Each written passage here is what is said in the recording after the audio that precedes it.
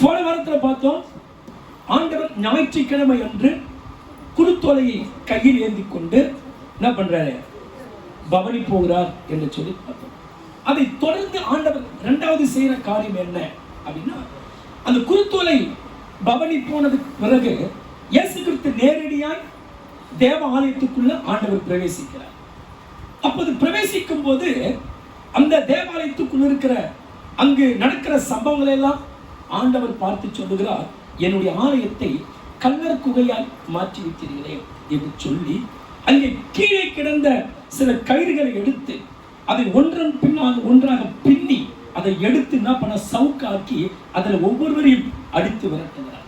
கவனிக்கணும், ஏன் இப்படி ஆண்டவர் செய்தார், எதற்காக இந்த காரியத்தை செய்தார் அப்படின்னு சொன்னா, ஆலயம் அங்கிருக்கிற ஜனங்களால், ஆசாரிய மக்களால் ஆலயம் தீட்டுப்பட்டது, ஆலயம் அலங்கோலமாக்கப்பட்டது. எப்படி இருந்த ஆலயம் இது? ஆனால் இயேசுவின் காலத்துல அலங்கோலமாய் மாற்றப்பட்டிருந்தது. குறிப்பாக இந்த ஆலயத்துடைய பின்னணியை நாம் பார்க்க வேண்டுமானால், மோசேவுடைய காலத்திலிருந்து நம் ஆலயத்தை நாம் பார்க்க வேண்டும். மோசேவுடைய காலத்துல தேவாலயம் கிடையாது, டெம்பரவரியா ஆசாரிப்பு கூடாரம். ஒரு இடத்துல இருந்து இன்னொரு இடத்துல அதை தூக்கிக்கிட்டே போயிடலாம். தூக்கிக்கிட்டு போயிட்டு எங்க நிற்கிறாங்களோ அந்த இடத்துல அதை பிரித்து அதை கூடாரமாக்கி அந்த கூடாரத்துக்குள்ளே போய் கடவுளை ஆராதிப்பாங்க. ஆனால் அப்படிப்பட்ட அந்த கூடாரத்தில் கடவுள் சொல்லி ஆசாரிப்பு கூடாரத்தை ஆண்டவர் ஸ்தோத்திரிக்கிற தாசர்கள் செய்தார்கள். அப்படி செய்யப்பட்ட அந்த கூடாரம் எப்படி இருந்ததுன்னா, யாத்ராகமம் 33ஆம் அதிகாரம் 9-10 சொல்லப்பட்டிருக்கிறது. அந்த கூடாரத்துக்குள்ளே மோசே நுழையும் போது, அந்த ஆசாரிப்பு கூடாரத்தில் மோசே நுழையும் போது, எப்போதெல்லாம் மோசே அந்த ஆசாரிப்பு கூடாரத்தில் நுழைஞ்சி உள்ள போறாரோ அப்போதெல்லாம் தேவ மகிமை அளவில்லாமல் இறங்கும். எங்க? ஆசாரிப்பு கூடாரத்துல மோசே உள்ள போகும்போதெல்லாம் தேவ மகிமை இறங்கும். உடனே ஆண்டவர் என்ன பண்ணுவார், வானத்திலிருந்து அந்த மேகத்திலிருந்து ஆண்டவர் மோசேயோடு கூட பேசுவார். இந்த மேக ஸ்தம்பம் எதுக்கு அடையாளம் அப்படின்னு பாத்தீங்கன்னா, மேக ஸ்தம்பம் என்பது கடவுளுடைய மகிமைக்கும் கடவுளுடைய பிரசன்னத்திற்கும் அது அடையாளம். அப்ப மேக ஸ்தம்பம் இறங்குகிறது என்றால் கடவுளுடைய மகிமையே அங்கே இறங்குகிறது அர்த்தம், கடவுளுடைய பிரசன்னமே அங்கே இறங்குதுன்னு அர்த்தம். ஏன்? கடவுளே அங்கே இறங்கி பேசுகிறார் என்று பொருள். அப்படியானால் மோசேவுடைய அந்த ஆசாரிப்பு கூடாரம் எப்படி இருந்தது? மகிமையினால் நிறைந்திருந்தது. தேவன் இறங்கி மக்களோடு மோசேவோடு கூட பேசுகிற அளவுக்கு அந்த ஆசாரிப்பு கூடாரத்துல தேவ மகிமை காணப்பட்டது. அது மட்டுமல்ல, மகிமை மட்டுமா காணப்பட்டது அல்ல, ஒரு சிநேகிதனோடு பேசுவது போல் ஆண்டவர் ஆசாரிப்பு கூடார தண்டையில மோசேவோடு கூட கர்த்தர் பேசினார். அப்போ எப்படிப்பட்ட ஆலயம், ஆசாரிப்பு கூடாரத்தில் தேவ மகிமை காணப்பட்டது, பிரசன்னம் காணப்பட்டது, ஆண்டவர் அங்கே பேசினார். அதை கண்ட ஜனமெல்லாம் ஆச்சரியப்பட்டாங்க, என்னப்பா இப்படி எல்லாம் பேசுறாரே கடவுள் அப்படின்னு சொல்லி. ஆனா அதே சாலமோனுடைய காலத்தில் தேவாலயம் எப்படி தெரியுமா இருந்தது? வேதம் சொல்லுது, ஜனங்கள் சாலமோனுடைய ஆலயத்தை பிரதிஷ்டை பண்றாங்க. ஆலயத்தை கட்டி அதை ஆசாரிகளால் ஒன்று கூடி பலியிட்டு ஆலயத்தை பிரதிஷ்டை பண்றாங்க. அப்படி பிரதிஷ்டை பண்ணின போது தேவ மகிமை அளவில்லாமல் இறங்கிட்டான். அந்த அளவில்லாத மகிமை இறங்கின போது எல்லாரும் நிற்கவே முடியாத அளவுக்கு ஓடி போனார்கள். அப்போ அளவில்லாமல் மகிமை சாலமோனுடைய காலத்துல நிறைந்திருந்தது. அது மாத்திரமல்ல, ஆண்டவர் சொல்லுகிறார் 2 என் கண்களும் என் இருதயமும் என்னாலும் இந்த ஆலயத்துக்குள்ளே இருக்குன்னு சொன்னார். ஏன்? அங்க நடக்கிற அந்த வழிமுறைகள், ஒழுங்குமுறைகள் இதெல்லாம் கண்ட ஆண்டவர் வாக்கு கொடுக்கிறார்ப்பா, எல்லா நாளும் என் கண்கள் இங்குதான்பா இருக்கும், என் இருதயம் என்னாலும் இங்குதான்பா இருக்கும் அப்படின்னு சொல்லி ஆண்டவர் என்ன பண்றாருன்னா அவங்களுக்கு வாக்கு கொடுக்கிறார். கண்கள் எதுக்கு அடையாளம்? ஏன் கண்கள் இங்க இருக்கும் அப்படின்னு சொல்லி ஆண்டவர் சொல்றார். ஏனென்றால் ஆண்டவருடைய கண்கள் இங்க இருக்கும் என்று சொன்னால் ஆண்டவர் ஆலயத்துக்குள்ள எல்லாவற்றையும் கண்காணிக்கிறார் என்று பொருள். ஆலயத்துக்குள்ள நாம மட்டும் இல்லை, நம்மளோடு கூட சேர்ந்து கடவுளும் இங்கே உலாவி கொண்டிருக்கிறார். கடவுள் உலாவுகிறதுனால அவரோடு கூட சேர்ந்து தூதர்களும் இப்போ நம்ம நடுவுகளிலே அவங்க உலாவி கொண்டிருக்கிறார்கள். அப்ப கண்கள், கர்த்தருடைய கண்கள் எதை பார்க்கிறது? ஆலயத்துக்குள் மக்களுடைய டிசிப்ளினை அவர் கண்கள் கண்டு கொண்டிருக்கிறது. மக்களுடைய இருதயம் எப்படி கர்த்தருடைய சத்தியத்திற்காக அங்காய்க்கிறது அவர் கண்கள் கண்டு கொண்டிருக்கிறது. உங்க கண்களும் என் கண்களும் பக்கத்துல இருக்கிற அக்கா என்ன கலர்ல புடவை கட்டணும் இதுதான் பார்க்க நம்ம கண்கள். என்ன நகை போட்டு வந்தாங்க, போன வாரம் இந்த மாதிரி இந்த வாரம் இல்லையே, இதுதான் பார்ப்போம். ஆனா ஆணுடைய கண்கள் முகத்தை அல்ல, முகத்தையும் தாண்டி இருதயத்துக்குள்ளே பிரவேசித்து இருதயத்துக்குள்ளே இருக்கிற நினைவுகளை கூட ஆண்டவர் அவர் அறிந்தவராய் இருக்கிறார். அப்ப ஆலயத்தில் அவர் கண்கள் இருக்குதுன்னா ஆலயத்தில் நடக்கிற எல்லாவற்றையும் அவர் பார்க்கிறார். ஒரு ஊழியக்காரங்க பார்க்க தவறினாலும் நம்ம மனசுக்குள்ள யோசிக்கிறத சிந்திக்கிறத ஒரு தேவ மனிதனுக்கு பார்க்கக்கூடிய திராணி இல்லாமல் போனாலும், ஆனால் கர்த்தரோ உங்கள் முகத்தை மாத்திரமல்ல உங்கள் இருதயம் ஆராதனையில எவ்வளவாய் இசைந்திருக்கிறது, இல்லை என்றால் உங்கள் இருதயம் எவ்வளவு கடவுளை விட்டு தூரமாய் இருக்கிறது என்பதையும் கர்த்தருடைய கண்கள் ஸ்தோத்திரிக்கும் ஆலயத்தை உற்று நோக்கி கொண்டது. அப்ப கர்த்தருடைய பிள்ளைங்க ஆலயத்துக்குள் வரும்போது கர்த்தருடைய கண்கள் இங்கே சுற்றி பார்த்து கொண்டிருக்கிறது என்ற பயபக்தியோடு கூட கர்த்தருடைய சமூகத்துல மிகவும் விழிப்பாக, எதுவும் சீர்கேடான வார்த்தைகளுக்கு இடம் கொடுக்காம, கசப்பான காரியங்களுக்கு இடம் கொடுக்காம தேவ சமூகத்திலே பயபக்தியாக இருக்க வேண்டும். மத்தேயு 9ஆம் அதிகாரத்துல ஆண்டவர் ஒரு திமிர்வாதக்காரரை அங்கே ஆண்டவர் சுகமாக்குகிறார். அப்படி சுகமாக்கும் போது ஆண்டவர் சொல்றார், உன் பாவங்கள் உனக்கு மன்னிக்கப்பட்டது, எழுந்து நட அப்படின்னு சொல்லி அந்த திமிர்வாதக்காரனை பார்த்து சொல்றார். இப்படி ஆண்டவர் சொல்லும் போது அங்க இருந்த வேத பாரகர்கள் சிலர் சொல்லி மனசுக்குள்ள யோசிக்கிறாங்க, வாய் திறந்து பேசல, பாவத்தை மன்னிக்க இவன் யாரு, இவனா பெரிய கடவுளா, இவன் போய் பாவத்தை மன்னிப்பானா அப்படின்னு சொல்லி மனசுக்குள்ளே யோசிக்கிறாங்க. இப்ப மனசுக்குள்ள யோசிக்கிறத இயேசு கண்டுபிடிக்கிறார். இவங்க நினைச்சாங்க இவங்க முகம் மட்டும்தான் தெரியும், மனசுக்குள்ள இருந்து தெரியாதுன்னு சொல்லி. ஆனா ஆண்டவர் இருதயத்தின் நினைவுகளை அவர் அறிந்ததினால், இருதயத்தின் யோசனைகளை அவர் அறிந்திருந்தார். இப்ப சொல்றாரு, உங்கள் இருதயங்களில் இப்படி நீங்கள் சிந்திக்கிறது என்ன, ஏன் இப்படிப்பட்ட பொல்லாத காரியத்தை இருதயத்தில் சிந்திக்கிறீங்க என்று இயேசு அவங்க இருதயத்தின் நினைவுகளை அறிந்திருந்தார். அப்ப பாருங்க, கர்த்தருடைய கண்கள் எவ்வளவு சார்பா நோக்குது பாருங்களேன்.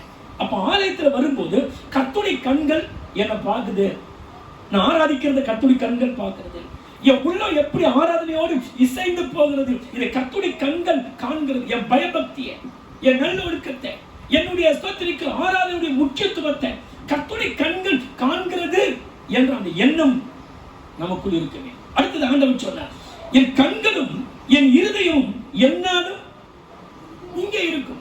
கண்கள் பார்க்கக்கூடியது, இருதயத்துக்கு என்ன பவர் இருக்குது, ஏன் அப்படி சொன்னா, நீங்கள் மத்தேயு 6:21 பாத்தீங்களா, உங்கள் பொக்கிஷம் எங்கேயோ அங்கேதான் உங்கள் இருதயம் இருக்கும். இது இன்னொரு மொழிபெயர்ப்பு சொல்ல, உங்கள் செல்வம் எங்கே உள்ளதோ அங்கேதான் உங்கள் உள்ளமும் இருக்கும். அப்ப ஆண்டவருக்கு செல்வம் எது, ஆண்டவருக்கு எது சொத்து, தேவாலயம் ஆண்டவருடைய சொத்து. நீங்கள நானும் தான் தேவாலயம், நீங்கள நானும் கடவுளுடைய சொத்து. யாருங்க, நம்ம நிறைய பேர் வேற மாதிரி நினைக்கலாம், தண்டமா நினைக்கலாம். ஆனால் நீங்களும் நானும் இந்த உலகத்தை உண்டாக்கின கடவுளுடைய சொத்தாக, கடவுளுடைய பொக்கிஷமாக நீங்களும் நானும் இருக்கிறோம் என்பதை மறந்து விடக்கூடாது. நீங்கள் மாத்திரமே, நம்ம உட்கார்ந்துகிட்டு இருக்க சபையும் ஆண்டவருடைய பொக்கிஷம். அப்ப தேவாலயம் ஆண்டவருடைய சொத்து. ஆண்டவருடைய சொத்தை நம்ம சேதப்படுத்துவோம். நிறைய பேர் ஆலயத்தை நாசப்படுத்துவாங்க. ஆலயம் என்பது கடவுளுடைய சொத்து. கடவுளுடைய சொத்தை நாம் தவறாக ஆக்கிரமிக்க கூடாது. கடவுளுடைய சொத்தை நாம் சரியாக என்ன பண்ணணும் சொன்னா அதை நாம் பயன்படுத்த வேண்டும். அப்போ ஆண்டவர் சொல்றார், சொத்து என்னுடைய கண்களும் இருதயமும் என்னாலும் இங்கே இருக்கும்.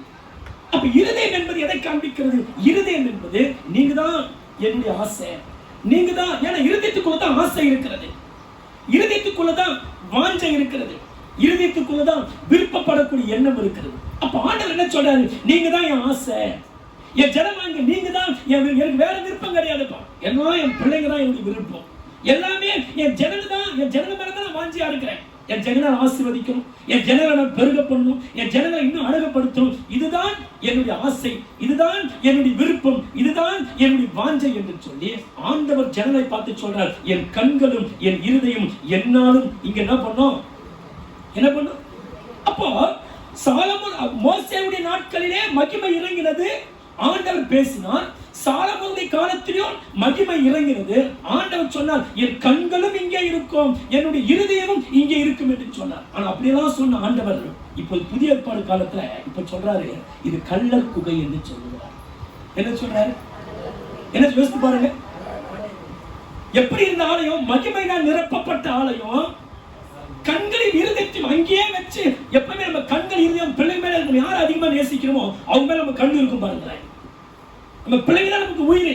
நம்ம கண்ணெல்லாம் பிள்ளைங்க மேலே கவனமா இருக்கும். நம்ம இருதயம் மேல பிள்ளைங்க மேலே அந்த சிந்தனையோ இருக்கும். அப்ப ஆண்டவர் இருதயத்தின் கண்களையும் பதிய வைத்த ஆண்டவர் இப்போது புதிய ஏற்பாடு காலத்தில் சொல்றார், இது கள்ளர் குகையாய் மாறிற்று. எப்படி ஆயிடுச்சா? எப்படி ஆயிடுச்சா? கள்ளர் குகையாய் மாறிற்று.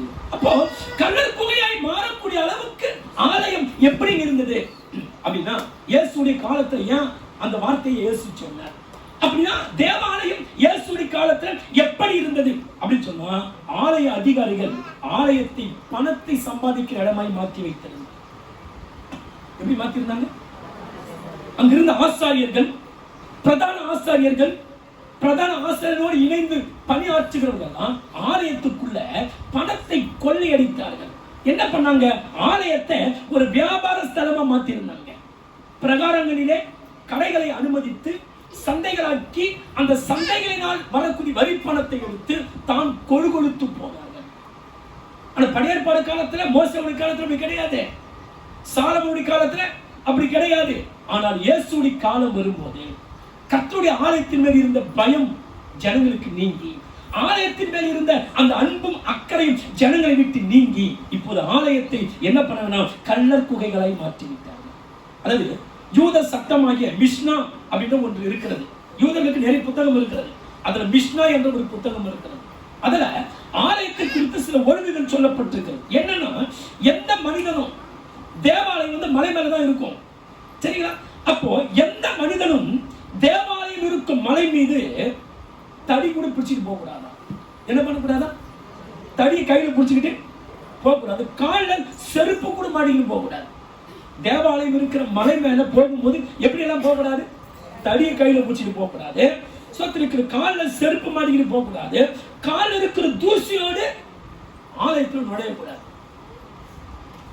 அப்படி சொன்னார் ஆண்டவர். அது மட்டுமல்ல, இதெல்லாம் சுமந்துவிட்டு ஒரு மனிதன் குறுக்கு வழியில வந்து அங்கே எச்சி துப்பவோ, அங்கே சொத்திருக்கிற கண்ட கசமானத்தை செய்யவோ, ஆலயத்துக்கு அருகாமையில் கூட அதை பண்ணக்கூடாதுன்னு சொல்லி மிஸ்னாயிமி என்ற யூத புத்தகங்களிலே இப்படி சொல்லப்பட்டிருக்கிறது. அப்போ ஆலயம் அந்த காலத்துல எச்சி கூட துப்பாத அளவுக்கு சுத்தம். நிறைய பேர் மூக்க சுந்தி சர்ச்சிலே தேய்ச்சிட்டு போற ஆளா இருக்கிறாங்க. இது ஆலயம் இல்லை. பிள்ளைங்க சுந்தர மூக்கெல்லாம் தொச்சு கீழே போட்டு போறது. ஆலயத்துக்கு குப்பையாக்கி வச்சிருக்கிறது. அப்படியே முச்சுமா அப்படியே எடுத்து கிளம்பி போடும். என்ன குப்பை இருக்குதா, என்ன இருக்குதா சுத்தப்படுத்தணும். எந்த கரிசனை நமக்கு கிடையாது. கண்ட இடத்துல துப்புவோம், கண்ட இடத்துல சனியை கீழே பண்ணுவோம். ஆனால் பழைய ஏற்பாடு காலங்களில் ஆலயத்துக்கு அருகாமையில் எச்சில் கூட துப்பக்கூடாது, தடியை பிடித்துக் கொண்டு போகக்கூடாது, காலில் தூசியோடு கூட ஆலயத்துக்குள்ள போகவே கூடாது.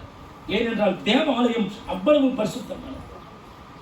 இந்த சட்டத்தை யூதர்கள் மீறி இயேசுவின் காலத்தில் என்ன பண்ணா, குறுக்கு வழியில வரவே கூடாது மிஸ்னாவுடைய சட்டத்தின்படி. ஆனால் இந்த சட்டத்தை எல்லாம் யூதர்கள் மீறி குறுக்கு வழிகளிலே வியாபார சாமான்களையும் மிருகங்களை பலி கொடுக்கும் மிருகங்களையும் குறுக்கு வழிகளிலே கொண்டு வந்தார்கள். இதைதான் மார்க்கு சொல்றாரு. மார்க்கு 11:16 தேவாலயத்தின் வழியாக யாதொரு பண்டத்தையும் கொண்டு போக விடாமல் தடுத்தார் என்று சொல்லி இதைத்தான் இயேசு கிறிஸ்து சொன்னதாக மார்க் எழுதுகிறார். அப்போ பழைய ஏற்பாடு காலத்துல ஆலயம் எவ்வளவு சுத்தமா இருந்துச்சு. ஆனா இப்போ புதிய ஏற்பாடு காலத்துல, இயேசுவின் காலத்துல அது வியாபார ஸ்தலமாய் மாறிவிட்டது. ஒரே கூச்சல், ஒரே குழப்பம், ஒரே இரைச்சல் சத்தம். ஆடு வாங்கிக்கோ, மாடு வாங்கிக்கோ, இந்த காசு மாத்திக்கோ, அந்த காசை மாத்திக்கோ, காசை கொடுறா அப்படி ஒருத்தன் கத்துறான். என் காசு கொடுக்காம போறான், ஒருத்தன் புடுறான்றான். அவன் காசு கொடுக்க வஸ்திரத்தை உறிஞ்சி ஆடுறா அப்படின்னு கத்துறான். ஆலயத்துக்குள்ள ஆலயம் ஒரே கூச்சலும் குழப்பமாய் மாறி போனது. ஆலயத்துல வந்து அமைதி இருக்கும். கத்திகள் கூச்சல் கொடுங்க சந்த மாதிரி சபைகள் இருக்கக்கூடாது. ஜெபிக்கும் ஊழியக்காரங்க ஜெபிக்கும் போதே ஒழுங்கு தெரியாம கத்திக்கிட்டு என்ன ஒழுங்கு யோசித்து பாருங்க. நீங்க உங்களுக்கு அந்த மைண்ட் வரத்தாங்க. ஊழியக்காரங்க நீங்க ஜோம் பண்றாங்க, நம்ம இங்க பேசக்கூடாது அப்படி என்ன வரமாட்டேங்குது. யார் ஜோம் ஜோம் பண்ணிட்டு போ, நாங்க பாட்டு கத்துவோம், கூச்சல் போடுவோம் சொல்லி நாங்க பாட்டு கத்திக்கிட்டு. ஏன் ஆலயத்துக்குள் வரும்போது ஆலயத்தை குறித்த அறிவு நமக்கு வரமாட்டேங்குது. எப்படி நடந்துக்கணும் ஆலயத்துல. அப்ப இயேசுவின் காலத்துல ஒரே கூச்சலும் குழப்பமாய் இருந்தது. இரக்கம் இல்லை. ஒருத்தர் வரிப்பணம் கொடுக்கலன்னு சொன்னா ஒரு புறாவை வாங்குவதற்கான காசு கம்மியா இருந்துட்டா அவங்க வஸ்திரத்தையே உறிஞ்சி எடுத்துக்கிட்டாங்க. அப்ப ஆலயத்துக்கு போனாங்க, ஆனா ஆலயத்துக்குள்ளேயே இறக்க இல்லை. ஆலயத்துல போனாங்க, ஆனா ஆலயத்துக்கு போய் வந்தா சந்தோஷம் கிடைக்கல, சமாதானம் கிடைக்கல, அங்க பக்தி கிடையாது, தேவ பயம் ஆலயத்துல கிடையாது, ஆராதனைக்கு ஆலயத்திலே முக்கியத்துவம் கிடையாது. இப்படித்தான் இயேசுடைய காலத்துல ஆலயம் தேவாலயம் இருந்தது. கூச்சல் குழப்பமும் பணமாற்று முறை, வரிப்பணத்தை வசூலிப்பது, ஏழைகளுக்கு இரக்கம் இல்லை, ஆசாரியர்கள் பணம் சம்பாதிக்கிற முதலைகளாய் மாறிவிட்டார்கள். இப்பேற்பட்ட ஒரு கட்டத்துல தான் இயேசுடைய காலத்துல தேவாலயம். அதான் இயேசு சொல்றாரு, இந்த ஆலயத்தை கள்ளர் குகையால் மாற்றி. அப்ப ஆண்டவர் உள்ள போய் என்ன பண்ணாரு, அப்படிலாம் இருந்த ஆலயம் இப்படி மாறி போனதை கண்டு இயேசு சவுக்கு எடுத்து என்ன பண்றாருன்னா கோபத்தினால் எல்லாரையும் அடிக்கிறார். கவனிங்க, நியாயப்படி கோபப்படுறது தப்பே கிடையாது. நிறைய பேர் ஏதாச்சும் கோபத்தோடு பத்தியா பாஸ்டே கோபப்பட்டாரு, உங்களுக்கு சத்தியம் தெரியாது. ஆனா எதுக்கு கோபப்படணும், எதுக்கு கோபப்படணும்னு சொல்லி வேதம் கற்றுக் கொடுக்கிறது. ஒரு தப்பை கண்டித்து கோபப்படுவது அது தவறே கிடையாது. தப்பு செய்யும் போது கோபத்தோடு கண்டிப்பது, சொல்லுங்க, கோபம் என்பது கடவுளுக்கு கொடுத்த ஒரு அற்புதமான உணர்வு. இந்த கோபத்தை ஏன் நம்ம கடவுள் கொடுத்தார்? தவறுகளை கண்டித்து சீர்படுத்துவதற்காக. மனைவி பிள்ளைகள் தவறு செய்யும் போது, குடும்பங்களிலே மற்றவர்கள் தவறு செய்யும் போது, நமக்கு முன்னாடி படிக்கிற பிள்ளைகள் தவறு செய்யும் போது, விசுவாச மக்கள் தவறு செய்யும் போது, அந்தந்த பொறுப்பிலே அதிகாரத்தில் இருக்கக்கூடியவங்க அந்த கோபத்தை பயன்படுத்தி அவங்க தவறுகளை சீர்படுத்தி அவங்களை நல்வழிப்படுத்த வேண்டும் என்பதற்காக கடவுள் கொடுத்த ஒரு அற்புதமான உணர்வு தான் கோபம். ஆனா இந்த கோபத்துக்கு ஒரு வரைமுறை இருக்கிறது. இந்த கோபம் வரைமுறையை மீறும் போது அது பாவமாய் மாறி போகிறது. அப்ப ஆண்டவர் உள்ள போய் என்ன பண்றாரு, ஆலயத்தை அடிச்சு விரட்டி அந்த ஆலயத்தை சுத்தமாக்குற பணியில அவர் முயற்சி பண்ணுறார். நல்ல கவனிக்கணும்.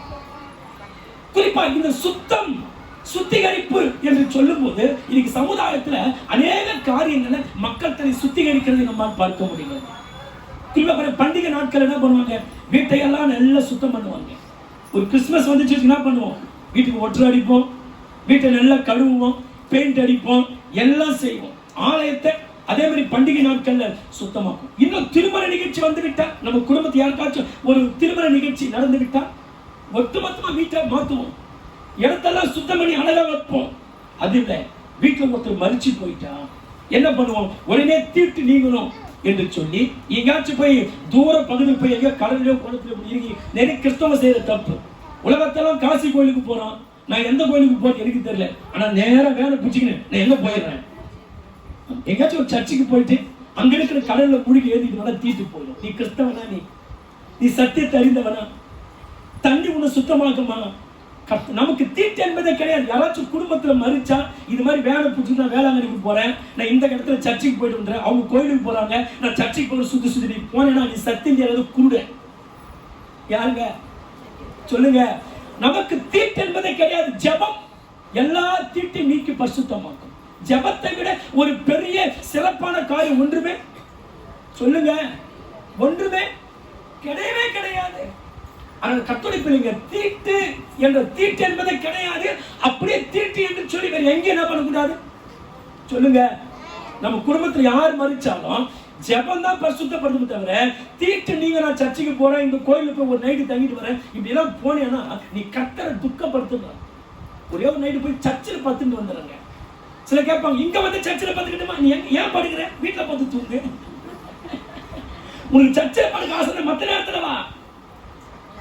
அப்படிப்பட்ட மூடத்தனமான காரியத்தை நாம் செய்திடக் கூடாது. அப்போ அப்படி யாராச்சும் மறிச்சுட்டு என்ன பண்ணுவாங்க, தீட்டு நீங்குவதற்காக கடல் நீர்ல போயிட்டு உடலை கழுவி என்ன பண்ணுவாங்க, சுத்தப்படுத்துவாங்க. அப்ப வீட்டை சுத்தப்படுத்தலாம், உடலை சுத்தப்படுத்தலாம், எல்லாவற்றையும் சுத்தப்படுத்தலாம். ஆனால் மனதை சுத்தப்படுத்த வசனத்தை கொண்டுதான் மனதை சுத்தப்படுத்த முடியும். எதை கொண்டு? எதை கொண்டு? ஏன் மனசை சுத்தப்படுத்துறோம்? நம்முடைய மனசுதான் கடவுள் இருக்கக்கூடிய இடம். கடவுள் எங்கே தங்கி இருக்கிறார்? எங்க தங்கி இருக்கிறார்? நிறைய பேர் வீட்டுக்குள்ள பூஜாரை கட்டி இந்த பூஜாரைக்குள்ளதான் சாமி இருக்குன்னு சொல்லுவாங்க. அங்க சாமி கிடையாது, போட்டோ தான் இருக்குது. அந்த சாமி இயேசு சாமி நம்ம இருதயமாகிய மனசுக்குள்ளே அவர் ஆவியாய் தங்கி இருக்கிறார். ஆவியான இருதயத்துக்குள்ள ஆவியான கடவுள் இருதயத்தோடு இருதயமாய் ஒத்து விட்டார். அப்ப சாமி இருக்கிற இடம் எது? ஏன் இருதயம்? சொல்லுங்க. சாமி இருக்கிற இடம் எது? ஆண்டவர் எங்க இருக்கிறாரு? ஆமா, அப்போ இருதயம் என்பது கடவுளுடைய இருப்பிடம். இருதயம் என்பது கடவுள் தங்கக்கூடிய இடம். அப்ப கடவுள் தங்கக்கூடிய அப்பேற்பட்ட இந்த இருதயத்தை நாம் அசுத்தமாய் வைக்கக்கூடாது, சுத்தமா வைக்கணும். இந்த இருதயத்திலே கசப்புகளுக்கு இடம் கொடுக்க கூடாது. நல்லதானாலும் சரி, கெட்டதானாலும் சரி, எங்கிருந்து வருது? மனசுல தான் புறப்பட்டு வருது. அப்போ நல்லதைக்கு மட்டுமே நம்ம முக்கியத்துவம். கெட்டவைகள் வரும்போது அந்த கெட்டவைகளை நாம் மேற்கொள்ளக்கூடியவராக இருக்க வேண்டும். தாவீது அரசன், தாவீது ஒரு மிகப்பெரிய ராஜா. சமஸ்த இஸ்ரவேலையே தாவீதை போல வெற்றிகரமாய் ஆட்சி செய்தவர்கள் அநேகர் இருந்து விட முடியாது. ஆனா அவர் சங்கீதம் 24:4 சொல்றாரு, யார் உங்களுடைய பர்வதத்தில் ஏறுவான்? கைகளில் சுத்தம் உள்ளவன், இருதயத்திலே மாசு இல்லாதவனுமே உங்களுடைய பரிசுத்த பர்வதத்தில் ஏறுவான். கவனிங்க, அவரு சிங்கத்தை வாயை கிழித்தவர், கரடின் வாயை கிழித்தவர், ஒரு மிகப்பெரிய ராட்சதனாகிய கோலியாத்தை ஒரே கல்லினாலே கொன்று அவன் தலையை வெட்டி கொண்டு வந்த ஒரு மனிதன். யாரிடமும் தோற்றதாக சரித்திரமே கிடையாது. ஆனா அப்பேற்பட்ட தாவீது எல்லாத்தையும் ஜெயிச்சு காட்டிட்டாரு. ஆனா ஒண்ணு மட்டும் அவரால் முடியல, தன்னை சுத்தப்படுத்திக் கொள்ள அவரால் முடியல. ஆனா அந்த ராஜா கேட்க, எல்லாத்தையும் நான் சாதிச்சிட்டேன், ஆனா என்னை நானே சுத்தப்படுத்திக் கொள்ள என்னால முடியாது. அதனால என் கைகளை சுத்தப்படுத்தும், என் இருதயத்தை. அப்போ நம்ம எதை வேணுமானாலும் செய்து விடலாம். ஆனால் நீ சுத்தப்பட வேண்டுமானால் உன்னை கடவுள் சுத்தமாக்கினபடி நாம் சுத்தமாக முடியும். தன்னைத்தானே யாராலும் சுத்தப்படுத்திக் கொள்ள முடியாது. நம்மளை நாமளே சுத்தப்படுத்திக் கொள்ள முடியவே. ஆனால் தாவீது சொல்றார், என்னை புது சிருஷ்டியாய் மாற்றும், என் இருதயத்தை புதுசா மாற்றுங்க, என் கைகளை சுத்தமாக்குங்க என்று சொல்லி தாவீது என்ன பண்றானா, ஆண்டவர் சமூகத்திலே கதறு. அப்போ ஒரு மனிதன் உலகத்தில் எவ்வளவு பெரிய சாதனைகளை படைத்திருந்தாலும் சுத்தப்படுத்த கடவுளுடைய வார்த்தை இல்லை என்றால் நாம் சுத்தமாகவே முடியாது. உனக்கு பக்தி இந்த வீட்டுல ஜெபம் பண்ணிக்கலாம், ஆனா கர்த்தருடைய வார்த்தையை கேட்டா தான் உன் இருதயம் சுத்தமாகும். கர்த்தருடைய வார்த்தையை கேட்காத ஒரு மனுஷனுடைய இருதயம் எந்த காலத்திலும் சுத்தமாக்கப்படாது. உன்னையே சுத்திகரித்துக் கொள்ள முடியாது. ஒரு மனிதனை இன்னொரு மனிதன் சுத்தமாக்க முடியாது. ஒரு மனிதனை இன்னொரு மனிதன் பாவ மன்னிப்பை கொடுக்க முடியாது. நம்ம யாருக்கிட்ட போய் பாவத்தை சொல்ல வேண்டிய அழ வேண்டிய அவசியமே. ஒரு காலத்துல கிறிஸ்தவத்தில் தவறான மூட நம்பிக்கை இருந்தது. மனுஷத்த பாவத்தெல்லாம் கொண்டு போய் அங்க இருக்கிற ஆயர்கள் மத்தியில சொல்லி கொண்டிருப்பார்கள். அது அவசியமே கிடையாது. ஆயர்களுக்கு நம்ம பாவத்தை மன்னிக்கிற அதிகாரம் கிடையாது. ஏனென்றால் பூமியில பிறந்த ஒவ்வொரு மனிதனும் பாவ சிந்தை உள்ள மனிதன். வேதம் சொல்லு, எந்த மனிதனும் நல்லவன் இல்லை, ஒருவனாகிலும் நல்லவன் இல்லை. அப்போ ஒரு மனிதன் இன்னொரு மனுஷனிடத்தில் பாவத்தை சொல்ல வேண்டிய அவசியம் கிடையாது. நம்மை நாமே சுத்திகரித்துக் கொள்ளவும் முடியாது. அப்ப கர்த்தர் தான் நம்மளை என்ன பண்ண முடியும், நம்மளை சுத்தப்படுத்த முடியும் என்பதை நாம் உணர்ந்து கொள்ள வேண்டும். அப்போ இந்த ஆலயம் ஏன் சுத்தமாகணும்? இது கடவுள் தங்குற வீடு. அப்ப கடவுள் தங்குற இந்த வீட்டை நம்ம எப்போது எப்படி வச்சுக்கணும்? நான் சொல்றேன், நீங்க நாத்தமான இடத்துல வீடு கட்டி வாழ்ந்துட்டு இருப்பீங்களா? ஒரு சாக்கடைக்கு பக்கத்துல வீடு கட்டி துர்நாற்றங்களுக்கு மத்தியில நீங்க வாழ்ந்துட்டு இருப்பீங்களா? கண்ட கசமாலமெல்லாம் அங்க அசிங்கமாக வச்சிருக்கும் போது அதுக்கு மத்தியில 10 தூங்குவீங்களா? சொல்லுங்க. அப்படி ஒரு தூங்குறான குடிகாரன் தான் இருப்பான். குடிகாரனுக்கு தான் எங்க படுக்குதுன்னு தெரியாது. கண்ட கசமாலத்துக்கு மத்தியில 10 அப்படியே தூங்கிக்கிட்டு இருப்பான். அங்க எல்லாம் அசிங்கம் பண்ணி வச்சிருப்பாங்க, அங்க 10 தூங்குவோம். அப்ப உணர்வை இழந்த மனுஷன் தான் கண்ட இடங்களிலே படுத்து உறங்குவான். ஆனால் உணர்வு உள்ள எந்த மனிதனும் கண்ட இடத்துல வாழ முடியாது. அப்ப கர்த்தர் எப்பேற்பட்டவர்? பரிசுத்தத்தை விரும்பக்கூடியவர். அவர் எங்கே வாழ்வார்? அசுத்தமான ஜனங்கள் மத்தியிலே அவர் வாழ விரும்புகிறவர் அல்ல. சுத்தம் உள்ள இருதயம் உள்ள மக்கள் மத்தியிலே அவர் வாழ விரும்புகிறார். எங்க விரும்புகிறார்? ஆமா. அதனால நம்ம இருதயம் கர்த்தர் தங்குகிற ஆலயமா இருக்கிறதுனால நம்ம இருதயத்தை எப்போதும் சுத்தமாய் வைத்துக் கொள்ள அடிக்கடி ஜெபிக்க, இருதயத்தை சுத்தமாக்க. காலையில் ஜெபம் சொல்லாடு, என் இருதயத்தை சுத்தமாக்க. நைட்டு ஜெபிக்கும் சொல்லி, என் இருதயம் அலங்கோலமா இருக்கிறது, அதை சுத்தமாக்கும் ஆண்டவரே. என் இருதயத்தில் கசப்பு இருக்கிறது, என் இருதயம் பொல்லாப்பினால் நிறைந்திருக்கிறது, என் இருதயம் விரோதத்தினால் நிறைந்திருக்கிறது, என்னால் அதை விட முடியல, என் இருதயத்தை சுத்தமாக்கும் என்று சொல்லி நாம் ஒவ்வொரு நிமிடமும் ஜெபிக்க கடமைப்பட்டிருக்கிறோம். கவனிங்க, இந்த இயேசு கிறிஸ்துவின் காலகட்டத்துல ஆலயத்துல கடவுளுக்கு முக்கியத்துவம் இல்லை, சத்தியத்துக்கு முக்கியத்துவம் இல்லை. ஒரு காலத்துல கடவுளுக்கு முக்கியத்துவம் கொடுத்த ஆலயங்கள், ஆனா இயேசுடைய காலத்துல அங்கே சத்தியத்திற்கு முக்கியத்துவம் கொடுக்கவில்லை. சத்தியம் எங்க சத்தியம் குறைகிறதோ அங்க வாழ்க்கையில பாவம் அதிகரிச்சிடும். சத்தியத்தை கேட்கிற அனுபவம் யாருக்கு குறைப்பா? நான் ஒரு மாசத்துக்கு 4 வாரம் சர்ச்சுக்கு போயிட்டேன், ஒரு வாரம் சர்ச்சுக்கு போய் சத்தியம் கேட்கல, குறைஞ்சா போறோம். எப்ப சத்தியத்தை கேட்க உனக்கு அலட்சியம் ஏற்படுகிறதோ அன்றைக்கு உங்க வாழ்க்கையில எல்லா தேவனுடைய நன்மையும் இழந்து போய்விடுவார். அப்போ இயேசு கிறிஸ்துவுடைய அந்த நாட்கள்ல சத்தியத்திற்கான முக்கியத்துவம் குறைந்து காணிக்கைகளுக்கு மக்கள் முக்கியத்துவம் கொடுத்தார்கள். இங்க நிறைய சபைகளுக்கு பாருங்க, காணிக்கைக்குத்தான் முக்கியத்துவம். ஒருத்தர் சொல்றாரு, நீ அப்படியே சைடு நகைப்படு, நீ அப்படியே காணிக்கை பெட்டு குதிச்சிரு, நீயே எனக்கு சொந்தம். அப்ப எனக்கு காணிக்கை பெட்டி நகைகளால் ஆபரணங்களால் நிறைந்து கிடக்கிறது. மனிதன் விருப்பப்பட்டு நன்றிக்கடனாய் போடுவது வேறு, ஆனா கட்டாயப்படுத்தி காதலிருந்த புடிகளாம் போட வைக்கிறது அது கொல்ல. ஆனால் இயேசுவின் நாட்களிலே காணிக்கைக்கு முக்கியத்துவம் இருந்தது, பலிகளுக்கு முக்கியத்துவம் இருந்தது. ஆனா சத்தியத்திற்கும் அன்புக்கும் இரக்கத்திற்கும் என்ன இல்லை. இரண்டாவது, பணத்துக்கு முக்கியத்துவம் இருந்தது. வரி பணத்தை எல்லாம் கொள்ளையடிச்சு ஆசாரியர்கள் சுருட்டினார்கள். பணத்துக்கு முக்கியத்துவம் இருந்தது. ஆனால் ஆலயம் பக்தியை வளர்க்கிறதுக்கு முக்கியத்துவம் கொடுக்கல. பக்தியை வளர்க்கிறதுக்கு அப்ப ஒரு ஆலயம் எப்பேற்பட்ட ஸ்தலம்? உங்கள் பக்தியை வளர்க்கக்கூடிய இடம். உங்க பக்தி எங்க வளருது? நீங்க ஆலயத்துக்கு வரலாம், பக்தியில வளர்ச்சி அடைய முடியாது. அதாவது சபையானது பக்தி விருத்தி அடையும், சீர்படுத்தவும். ஆண்டவர் சிலரை சபையில அப்போஸ்தலராக, போதகராக, மேய்ப்பராக, சுவிசேஷகராக என்ன பண்ண கர்த்தர் ஏற்படுத்தி வைத்திருக்கிறார். அப்ப ஆலயத்துக்கு நீங்க வந்து கர்த்தருடைய வார்த்தையை கேட்கலனா நீங்க பக்தி விருத்தி அடைய முடியாது, நீங்க சீர்பட முடியாது. இல்ல என் மனசுல கடவுள் இருக்காரு, நான் வேலை செஞ்சுக்கிட்டே கடவுளை பாட்டு பாடி இருப்பேன், நீ பக்தி அடைய முடியாது. இதை கடவுள் விருப்பப்படல, கடவுள் விருப்பப்படல. அப்போ ஆலயம் எதற்காக? பக்தியை வளர்க்கிற ஸ்தலமா இருக்க வேண்டும். ஆனால் இயேசுவுடைய காலத்துல பக்தி வளரல, அநியாயம் வளர்ந்தது, அராஜகம் வளர்ந்தது. ஆலயம் பக்தி இல்லாத இடமாக, இரக்கம் இல்லாத இடமாக மாறி போனது. ஏன் அப்படி இருந்தது? என்ன காரணம் அப்படின்னு சொன்னா, அங்கே உண்மையான போதனையில மக்கள் ஆசாரியர்கள் வழி நடத்தல. எங்கே ஒரு ஊழியக்காரன் தான் மக்களை சரியான போதனைகளை சொல்லி வழி நடத்தவில்லையோ, அங்க இருக்கிற மக்களுக்குள்ளே மூட பழக்க வழக்கங்கள் இருக்கு. அங்க இருக்கிற மக்கள் சொத்திரிக்கும் கடவுளுக்கு முக்கியத்துவம் கொடுக்க முடியாது. அப்ப இயேசுவின் காலத்துல ஏன் மக்கள் பணத்திற்கு முக்கியத்துவம் கொடுத்தார்கள்? பக்தி இல்லை, ஆனால் காணிக்கை போட்டுட்டு அப்படியே போயிட்டாங்க. ஏன்? அங்க இருக்கிற ஆசாரியர்கள் எல்லாம் உண்மையான சத்தியங்களை, போதனைகளை மக்களுக்கு சொல்லி அவங்க சரியான வழியில நடத்த தவறியதால் தான் மக்களை நாம் அநீதியாக நடத்த ஆரம்பிச்சோம். ஒரு ஊழியக்காரன் உண்மையான சத்தியத்தை நாம் போதிக்கலாம், நீங்க வழி தப்பி போயிடுவீங்க. ஒரு ஊழியக்காரன் உங்களுக்காக கடுமையான சத்தியத்தை பிரசங்கிக்காவிட்டால் நீங்க வளர்ச்சி அடைய முடியாது. அப்ப உங்க வளர்ச்சி கர்த்தர் எங்கே வைத்திருக்கிறார்? ஒரு ஊழியக்காரன் பேசுகிற சத்தியத்துக்குள்ளே வளர்ச்சியை கர்த்தர் வைத்து வைத்திருக்கிறார். அப்ப ஒரு ஊழியக்காரன் என்ன பண்ணும்? கட்டுக்கதைகள் பேசக்கூடாது. ஒரு ஊழியக்காரங்க டீ குடிச்சதையும் போனதையும் காப்பி குடிச்சதையும் ஊரை சுத்திட்டு வந்ததையும் ஒரு ஊழியக்காரங்க சபையில பேசக்கூடாது. சத்தியத்தை மட்டுமே பேச வேண்டும். ஒரு விசுவாசி எங்க சுத்தினாலும் கரெக்டா ஆராதனை அட்டெண்ட் பண்ணணும். எந்த அழைப்பு நமக்கு இருக்குதான், எந்த ஊழியம் செய்தாலும் உனக்கென்று ஒரு சபை இருக்க வேண்டும். ஒரு சபைக்குள்ளதுதான் ஒரு ஊழியத்துக்கு நீ புறப்பட்டு போகணும். நீ அப்போஸ்தலனா இருக்கலாம், ஒரு சுவிசேஷகனா இருக்கலாம், ஒரு மேய்ப்பனா இருக்கலாம், ஒரு தீர்க்கதரிசியா இருக்கலாம். யாரா இருந்தாலும் ஒரு சபை ஆராதனையை பங்கெடுத்த பின்புதான் உனக்கு ஒரு சபை இருக்கணும், உன்னை நடத்துவதற்கு ஒரு தேவ மனுஷன் இருக்கணும். ஆனா நிறைய ஊழியக்காரங்க ஞாயிற்றுக்கிழமை டிராக்ஸ் கொடுத்துக்கிட்டு ரோட்டில் நின்றுட்டு இருக்காங்க, ஆராதனை அட்டெண்ட் பண்ணாங்க. அப்ப என்ன?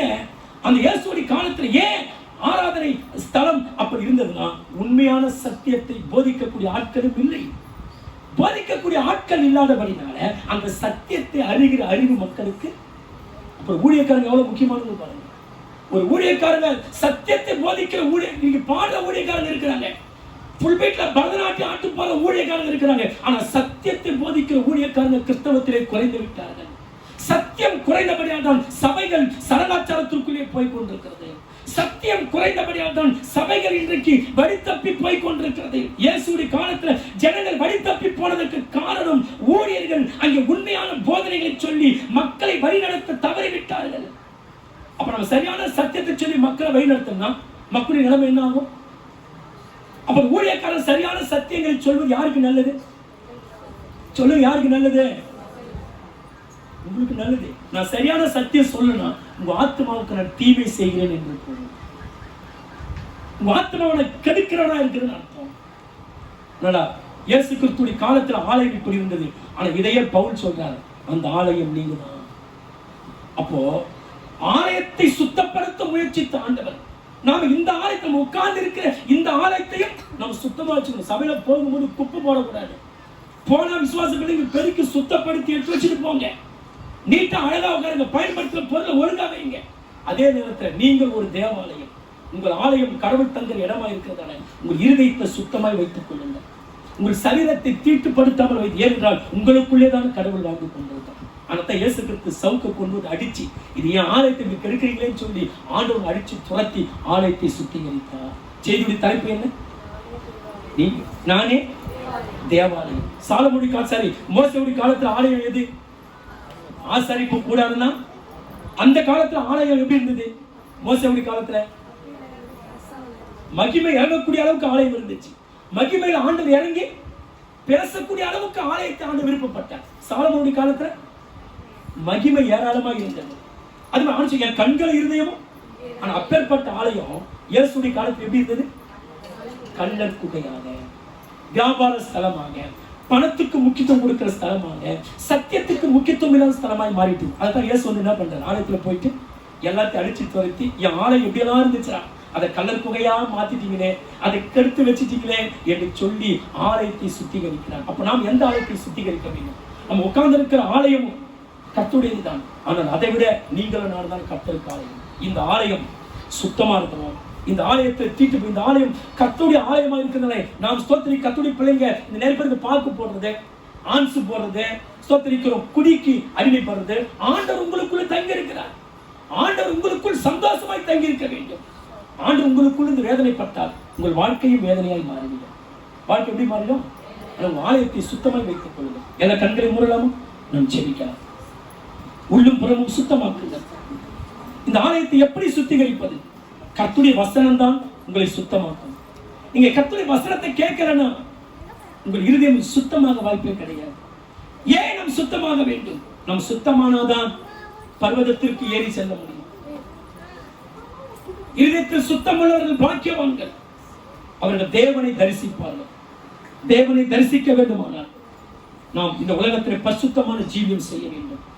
பரிசுத்தமாய் வாழ வேண்டும். இல்லையே சுத்தம் இல்லாதவர்கள் தேவாலயத்துக்குள் பிரவேசிக்க முடியாது. வேதம் சொல்ல அருவருப்பான யாதொன்றும் பரலோகத்திலே பிரவேசிக்காது, அசுத்தமான யாதொன்றும் பரலோகத்திலே பிரவேசிக்காது என்று சொல்றார். ஆனால் கர்த்தருடைய பிள்ளைகளே,